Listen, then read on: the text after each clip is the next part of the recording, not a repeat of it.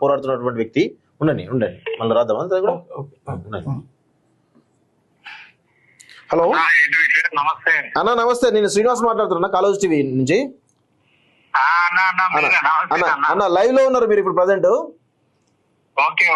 అన్న ఇప్పుడు హైకోర్టు ఏది స్థానిక సంస్థల ఎన్నికల పైన స్టే విధించ తెలుస్తా ఉంది. నిన్నటి నుంచి కూడా హైకోర్టులో చాలా సుదీర్ఘమైన వాదనలు జరుగుతున్నాయి, చాలా సీరియస్ గా. సో ఈ స్టే ఇవ్వడానికి ప్రధాన కారణం ఏంది? నిన్న ఈ రోజు జరిగినట్టు వాదనల గురించి మీ ఒపీనియన్ ఏంటి అసలు? ఇప్పుడు మనము న్యూస్ ద్వారా చూస్తున్నది ఏంటంటే బీసీలకు సంబంధించిన 42% పెంచి ఇచ్చినటువంటి జీవో మీద స్టే వచ్చినట్టుగా చూస్తా ఉన్నాము. అవును. అసలు బీసీ రిజర్వేషన్ల మీదనే ఇన్ని రకాలుగా కేసులు ఇన్ని రకాలుగా పడతా ఉన్నాయి. ఇదే దేశంలో ఎస్సీ ఎస్టీ రిజర్వేషన్లు కానీ ఇతర ఏ రిజర్వేషన్ల మీద కూడా కేసులు లేకుండా ఉన్నాయి. అవును. ప్రధాన కారణం ఏంటంటే ఇవాళ భారత రాజ్యాంగంలోని లోపాలు, ఇవాళ బీసీ జాబితాలోని కులాలు, బీసీ కులాలు గాని, ఎంబీసీలు గాని, సంచార జాతులు, అర్ధ సంచార జాతులు, విముక్త జాతులు వీళ్లకు శాపంగా మారింది. భారత రాజ్యాంగాన్ని బీసీ రిజర్వేషన్లకు సంబంధించిన అధికారులను సమూలంగా సవరణ చేస్తే తప్ప ఈ కోర్టులో సమస్యలు పోయే పరిస్థితి లేదు. విద్యా ఉద్యోగాలను గాని, స్థానిక సంస్థలను గాని మొత్తానికి భారత రాజ్యాంగంలోనే బీసీలను ముంచిన పరిస్థితిని ముందు బీసీ ప్రజలు గుర్తించాల. అది గుర్తించినంత కాలం పాలకులు చేయలేదు, వాడు చేయలేదు, వీడు చేయలేదు అనేది విమర్శలు బంద్ చేయాలి. ఎందుకంటే నీకు రాజ్యాంగంలోనే మన వాటా, బీసీల వాటా బీసీకి ఉన్నట్లయితే కోర్టులు ఎందుకు జోక్యం చేసుకుంటాయి? కాన్స్టిట్యూషన్ లో లేదనే కదా. విద్యా ఉద్యోగాలలో సామాజికంగా విద్యాపరంగా వెనుకబడిన తరగతులు అని చెప్తారు, అసలు కులమే లేదని చెప్తారు.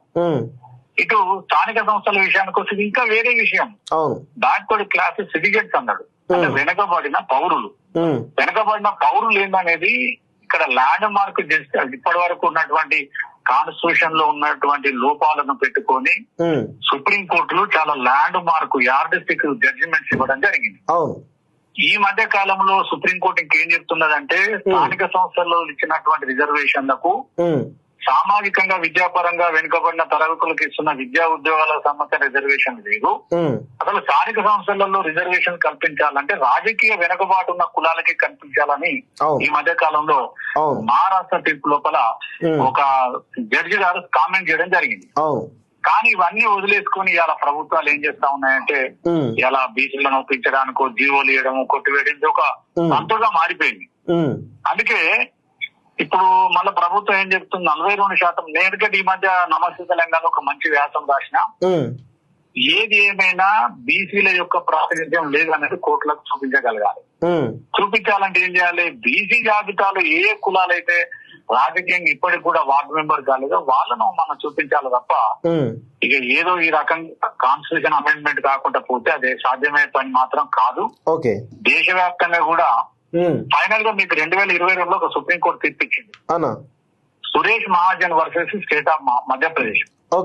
ఆ తీర్పులో చాలా కరాఖండిగా ఏం చెప్పిందంటే సుప్రీంకోర్టు త్రిసభ్య ధర్మాసనము అసలు బీసీ రిజర్వేషన్ పెట్టాలంటే ట్రిపుల్ టెస్ట్ ద్వారానే పెట్టాలి. అది 10%, 15%, 20%, ఎంత శాతం పెట్టినా ఎస్సీ ఎస్టీ పర్సెంటేజ్ పోను బీసీలను కలిపితే 50% దాటొద్దని చెప్తాను. కానీ ఇలా సుప్రీంకోర్టులు కూడా 50% సీలింగ్ అనేది దేన్ని ప్రామాణికంగా తీసుకున్నదంటే మండల్ కమిషన్ తీర్పు, అంటే ఓబీసీలకు ఉద్యోగాలలో కల్పించిన తీర్పును ప్రామాణికంగా తీసుకొని తీర్పులు ఇస్తా ఉన్నాయి. అది విద్యా ఉద్యోగాలకు సంబంధించింది. అసలు రాజకీయంగా అది ఆ 50% సీలింగ్ ఇక్కడ ఎందుకు పెట్టింది అనేది ఒక క్వశ్చన్ మార్క్ గా మిగిలిపోయింది. ఏదేమైనా ఇప్పుడు ఈ స్థానిక సంస్థల మీద ఉన్నటువంటి రిజర్వేషన్ల 50% క్యాప్ మీద సుప్రీంకోర్టు లార్జర్ బెంచ్ కన్నా రిఫర్ చేయించి లార్జర్ బెంచ్ ద్వారా ఒక తీర్పు తీసుకుంటా తప్ప 50% గుడిబండను అధిగమించే పరిస్థితి లేదు. అది బీసీలు గమనించాలి. మరి ఏం కావాలి? బీసీలకు నిజంగా బీసీలలో ఉన్నటువంటి బీసీ కులాలు గాని, ఎంబీసీలు గాని, సంచార జాతులు, అర్ధ సంచార జాతులు, విముక్త జాతులకు వీళ్ళకి న్యాయం జరగాలంటే ఒక రాజకీయ పార్టీ ద్వారా వీళ్ళ ఓట్లు వీళ్ళు వేసుకొని ఇంతే తప్ప న్యాయం జరగదు. ఒక పాయింట్. రెండో అంశం ఏంటంటే రాజ్యాంగాన్ని సవరించాలి.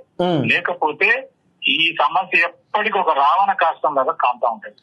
ఈ బీసీ జనం గమనించాలి, బీసీ నాయకులు కూడా గమనించాలి. ఎవరికి వాళ్ళు అసలు రాజ్యాంగాన్ని చదవకుండా, సుప్రీంకోర్టు తీర్పులను, హైకోర్టు తీర్పులను చదవకుండా, అసలు కాన్స్టిట్యూషన్ అర్థం చేసుకోకుండా ఏదో మాట్లాడుతా ఉన్నారు. రాజకీయ ప్రయోజనాలు లేకపోతే సొంత ప్రయోజనాలు మనకు అర్థం అయితే లేదు. ఏ ప్రయోజనాలు ప్రజలకు తెలుసు. కానీ ఏం లాభం ఇప్పుడు జీవో ఇయ్యంగానే పాలాభిషేకాలు చేస్తారు. జీవో కొట్టుడు పోతే ఇప్పుడు ఏం చేస్తారు మరి? పాలాభిషేకాలు చేస్తారు ఇప్పుడు చేయరు కదా.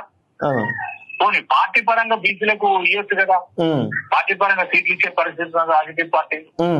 ఇవాళ రాజకీయం అంటేనే కులము డబ్బుగా మారిపోయింది. చాలా దురదృష్టకరము.